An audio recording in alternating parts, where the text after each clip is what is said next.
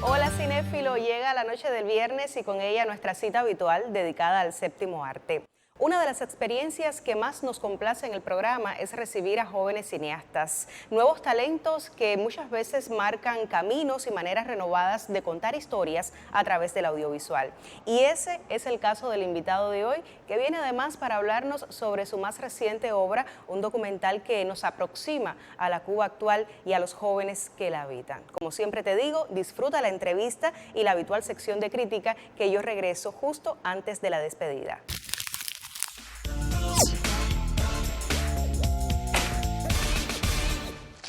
Muy buenas noches, mis amigos de Te Invito al Cine. Momento de la entrevista en el programa y nosotros le damos las buenas noches y la bienvenida a nuestro invitado con quien estaremos estos minutos del programa conversando. Se trata de Sergio Martín Eguino, un realizador, guionista que lleva ya con el tiempo, a pesar de su juventud, con una obra importante, con importantes estudios vinculados al audiovisual y al cine, y yo te doy las buenas noches, la bienvenida al programa. Buenas noches, Marta. Un placer tenerte aquí con nosotros, y para comenzar esta conversación a mí me gustaría oír o me gustaría compartir con con el público que nos sigue en el programa un poco de tu historia, sobre todo todos aquellos elementos precedentes de tu vida y de una formación anterior que te llevan, motivaciones incluidas que te llevan a convertirte o a querer estudiar profesionalmente la dirección, convertirte en guionista y en una persona del medio audiovisual. A ver. Okay, bueno, a ver, te cuento.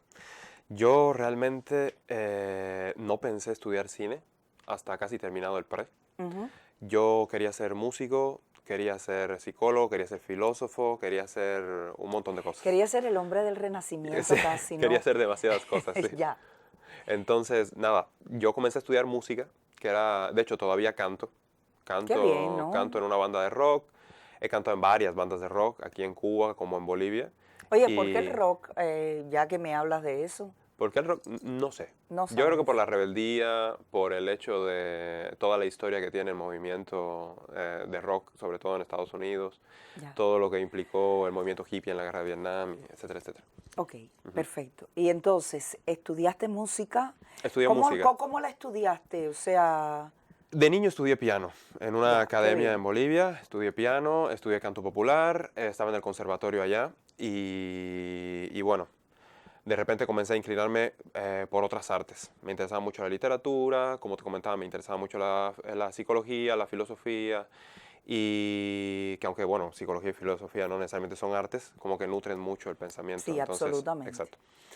Y fue mi papá el que me dijo, que de hecho mi papá es músico, mi papá es, a ver, es ingeniero agrónomo, pero estudió en el Conservatorio de Colombia y tiene un nivel muy alto de guitarra clásica. Bien. Entonces, por ahí viene un poco el gusto por la música. Él fue el que me dijo, ¿por qué no estudias cine? Porque dentro del cine está la música, está la literatura, está, o sea, todo lo que yo quería. El compendio de las artes. Yo quería en este momento de la entrevista referirme a que, porque no nos detuvimos en eso, y puede ser un dato interesante que de alguna manera enriquece mucho todo lo que podamos saber de Sergio Martín, y es que Sergio es cubano-boliviano. Cubano-boliviano, Eres sí. además nacido en Cienfuegos. Y entonces, antes de seguir avanzando en este tema que me interesa muchísimo, cuéntame de esa fusión de cubano y boliviano, ya que me hablas de tu padre, de la influencia profesional, de los estudios de tu padre y tal. Entonces, ¿cómo fue esto? Bueno, a ver, mi mamá y mi papá estudiaban ambos en Matanzas. Los dos son ingenieros agrónomos. Mi papá decidió estudiar ingeniería porque se rompió un dedo en el conservatorio en Colombia. Entonces dijo, bueno, si no voy a poder seguir la guitarra hasta el final, quisiera estudiar otra cosa que además sea útil a la sociedad. Mi papá viene de una familia muy revolucionaria de Bolivia, de izquierda. Mi abuelo era diplomático. Y bueno, viajó por el mundo y por lo tanto mi papá también tuvo la experiencia de conocer muchísimos países, muchas culturas y su cultura general, sobre todo en las artes y en la música, es muy amplia. Entonces como que eso me inspiró muchísimo. Y por otra parte, mi mamá, una mujer muy sensible a las artes también, lee muchísimo, muy inteligente.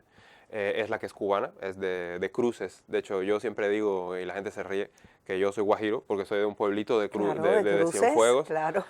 Lo que, bueno, me fui muy pequeño porque mi papá y mi mamá siempre soñaron con tener una finquita en el campo, pero en cuanto se graduaron, nos cogió el periodo especial. Ya. Y mi papá, por el tema de ser extranjero, le costaba mucho tener o sea, conseguir un trabajo aquí y establecerse mejor. Y por otra parte le ofrecieron trabajo en Bolivia. Entonces fuimos para allá y toda mi vida ha sido entre aquí y allá. De las bellas artes y de todos estos accesos a la literatura e incluso inquietudes filosóficas, psicológicas y culturales en sentido general que tienen que haber tributado mucho en esta decisión tuya de acercarte al audiovisual. Entonces háblame un poquito de esto. Bueno, ¿Y de cuánto ha servido todo eso? desde siempre tuve mucho apoyo para estudiar una carrera así. Y la cultura general, como tú decías, de las bellas artes viene un poco de ahí. Sin embargo, el hecho de ser boliviano también me Claro, acercó a todo el movimiento decolonial. claro. Que, Por eso quería puntualizar ajá, esto. mi maestría, que es en cine latinoamericano y caribeño, por la Fundación del Nuevo Cine, eh, tiene que ver con Eres esa graduado inquietud. de la FANCA. Yo soy graduado de la FANCA, sí. Sí. Soy graduado de la FANCA en 2015. Después trabajé en el Ministerio de Culturas y Turismo en Bolivia, en el área de audiovisuales. Claro. Hice algunos trabajos con el embajador de Bolivia aquí en Cuba. Entre esos un documental que se presentó allá en la Cinemateca en Bolivia. Hice varios programas de televisión también con la ministra de entonces, que era Vilma Lanoca.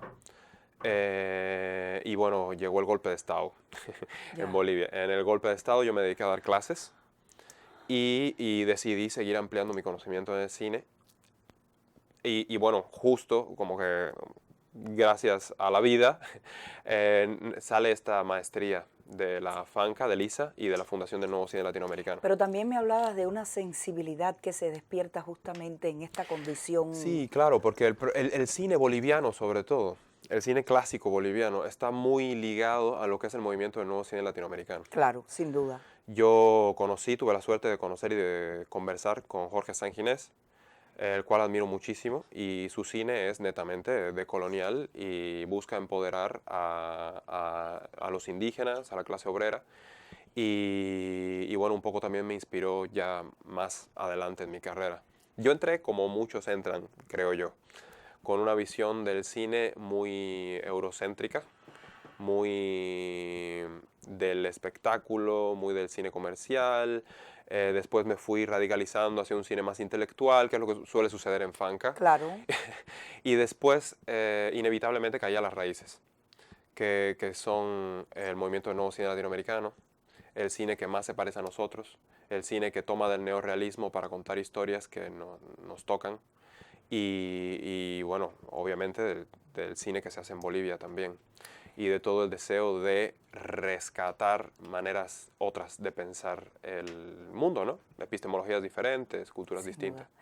Me hablabas de San Ginés, que es una de las figuras icónicas del cine del continente, Ujú. para no constreñirlo a un país.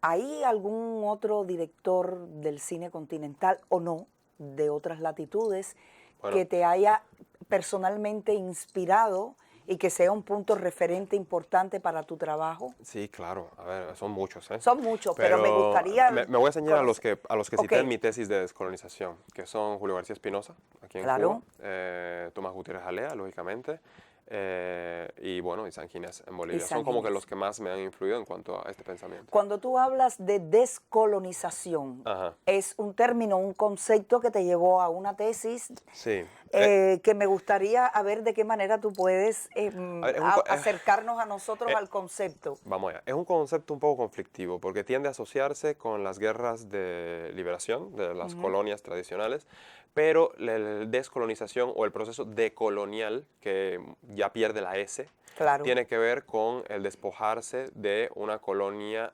cultural, que es la que vivimos actualmente. ya. Estamos muy ligados a otras culturas y tendemos a desvalorizar las propias, Ujú. desvalorizar de dónde venimos por culturas como que más hegemónicas, más poderosas económicamente, tienen mayor posibilidades de difusión y a veces no nos damos cuenta de que la cultura realmente es una manera de adaptarse al medio y de que muchos saberes están atados directamente a la tierra y a las maneras en las que viven o vivieron nuestros antepasados. Y de ahí proviene mucha sabiduría que a veces la relegamos porque no tiene un empaque vendible.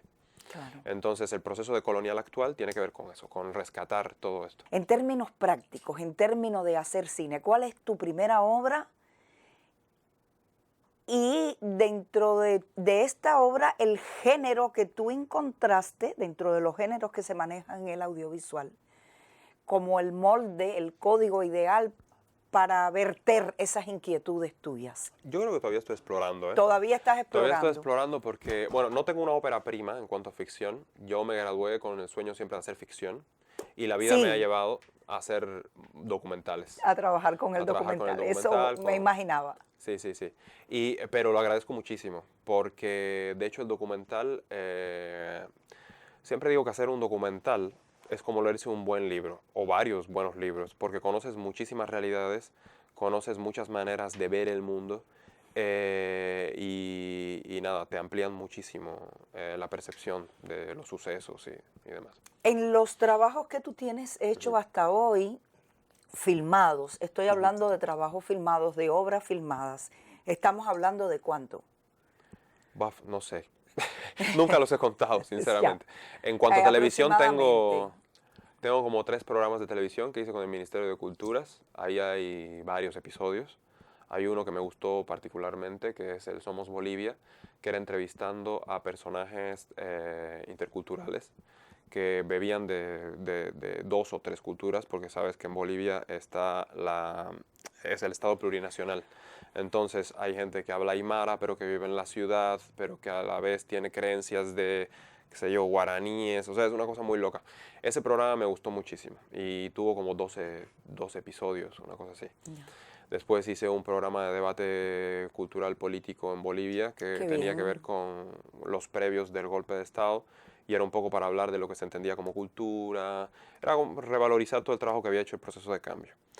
En cuanto a documental, tengo un documental sobre la figura de Evo Morales y de cómo la figura de Evo Morales llevó a Bolivia a la palestra internacional y al diálogo internacional, que fue un trabajo que hice con la Embajada de Bolivia aquí en Cuba.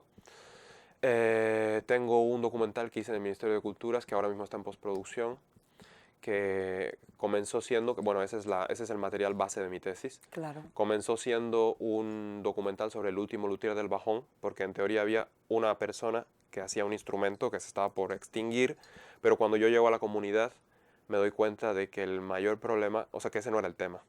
De hecho, la gobernación me recibió súper bien, el ministerio me mandó como que muy por arriba, ¿no? Vamos a un realizador que va a hacer un documental, que no sé qué. Y al llegar y hablar con la comunidad del Cabildo Indigenal, porque el Cabildo Indigenal todavía tiene poder gracias al proceso de cambio, me dijo que yo no podía hacer ese documental. Entonces es todo el proceso del por qué yo no puedo hacer ese documental y Está cómo bien, eso está muy bien me como fui idea. descubriendo que ellos no comprenden el fin de la misma manera que podemos pensarlo de forma occidental. Claro. Ellos no conciben que haya un último luthier del bajón, porque no importa ni siquiera que el instrumento esté templado, o sea, afinado tradicionalmente. La música tiene otro propósito, no como el de las bellas artes, sino es un propósito ritual, es un propósito más espiritual. Y nada, aprendí muchísimo en ese proceso. Me imagino. Sí, después, bueno. Es que es impresionante realmente hablar cuando cuentas todo esto, que claro que es muy por arriba porque el tiempo Sí. no nos permite otra cosa, es muy epidérmico, pero sí podemos tener, y te lo agradezco especialmente, una noción de cuán compleja es la realidad sociocultural y por supuesto política del pueblo de Bolivia como país, como nación, que nos Y de Cuba realmente... también, ¿eh? Y de Cuba también, y a Cuba quería llegar, porque entonces quería llegar, ¿cómo dejas esa pluricultura y todas esas complejidades que estaban siendo temáticas importantísimas en tu obra, que básicamente ha sido trabajada desde el documental para decir, bueno, yo soy cubano, yo soy de Cienfuegos y yo voy a hacer un documental en Cuba, cómo llega esa sensibilidad, cómo llega, no sé, ese proyecto. Ya. Mira, yo tengo un proyecto que se llama Laboratorio Audiovisual Chasqui, que es un proyecto que estoy comenzando ahora y tiene que ver con esto mismo. O sea, yo veo que sí, que vengo de Bolivia, de un estado plurinacional y demás, pero me gusta pensar en Latinoamérica. Y creo que hay una deuda con el movimiento de nuevo cine latinoamericano, tú me lo decías ahorita, del por qué, de que me interesa mucho la parte teórica. Sí. Me interesa mucho la parte teórica Es porque que el eres movimiento... docente Soy también, docente has también. trabajado como Sí, docente. pero más allá de eso, a ver, yo veo muy importante la docencia, pero comparto de los principios fundacionales del movimiento del nuevo cine latinoamericano el hecho de que el realizador audiovisual, el director, el productor, el creador de cine y de artes audiovisuales, tiene que pensar en su obra. Más Absolutamente. sobre todo en Latinoamérica, porque el cine que nosotros hacemos, como diría Julio García Espinosa, es un cine imperfecto. Es un cine que no está dicho todavía, que no está dado. Es un cine que estamos inventando. Es un cine que estamos descubriendo. Y es un cine que inevitablemente, si vamos a las raíces, se va a alejar bastante del cine que conocemos. Claro. Es un cine que hay que teorizar. Y el que realice audiovisual sin teorizar profundamente puede correr el riesgo de ser superficial en la lectura de su realidad. Estaba pensando, ahora olvido el documental de los girasoles, Los olvido girasoles. el Es título donde completo. están los girasoles. ¿Dónde están los girasoles? Sí, pero no como pregunta, es una afirmación. Es una afirmación. Es una afirmación. ¿Dónde están los girasoles? Exacto. ¿Qué pasa? Yo estaba colaborando con Resumen Latinoamericano y de Tercer Mundo, aquí en Cuba. Hice algunas cápsulas con personas argentinas que vinieron, que vivieron en las dictaduras. Hice algunos registros para otro documental que tengo en postproducción, que tiene que ver con el desglose del término libertad y cómo el término libertad se ha ido... Es un término sumamente manido. Ese lo estoy coescribiendo con mi esposa, que es actriz. Y bueno, todavía está en proceso de postproducción. Entonces, en medio de eso, surge la idea, de parte de Resumen Latinoamericano, de una periodista de Resumen que se llama Ana Lie y de una psicóloga, Liz Palmeiro, que nos conocieron en todo este intercambio, de hacer un documental sobre jóvenes que están haciendo por Cuba. Porque sabes que en la palestra mediática se busca dar la idea general de que ningún joven ya quiere hacer nada por Cuba, y es verdad que puede haber mucho desencanto por gran parte de la juventud, pero existen personas, existen casos muy interesantes, y no son pocos, que están haciendo por Cuba, que están desde sus comunidades, desde sus circuitos más cercanos, queriendo cambiar un poco la realidad tan compleja que vivimos, a nivel económico, a nivel, digamos que de cansancio también de tantos años de bloqueo. De manera que es el acercamiento, o sea, los personajes de tu Sí, documental. los personajes son tres jóvenes. Tres jóvenes. Tres jóvenes. Una educadora popular, Ujú. un activista contra la violencia y un delegado del Poder Popular. Los tres jóvenes. Ah, Jóvenes que, de... Ajá, sus edades oscilan por los entre 30 años. por los 30 años. Por los Ya, 30, 31. ya. Y los tres, en su discurso, abogan por el hecho de que la Cuba que construyamos depende más de nosotros mismos que incluso de los gobernantes que podamos tener, que de la burocracia que existe y de cualquier, eh, digamos, obstáculo que pueda surgir en nuestra Cuba. Hablan del bloqueo, como, los tres hablan del bloqueo, porque los tres han vivido el bloqueo en experiencia. Personales. Sí, sí, bueno, tengo a la educadora del poder, la educadora popular, Ajá, que es payasa terapéutica además, ha tenido la desdicha de vivir la muerte de muchos niños ya, claro. que no pueden medicarse a causa del bloqueo y ha sufrido muchísimo la pérdida de muchos de los niños con los que ella trabajaba directamente. Ella también tuvo la oportunidad de ser educadora popular, no solamente aquí en Cuba, sino en otros países. Entonces tiene una visión de lo que es la niñez en el mundo muy amplia y busca rescatar la niñez por la que se luchó sobre todo a inicios de la revolución. ¿Cuál es el proyecto más inmediato para terminar?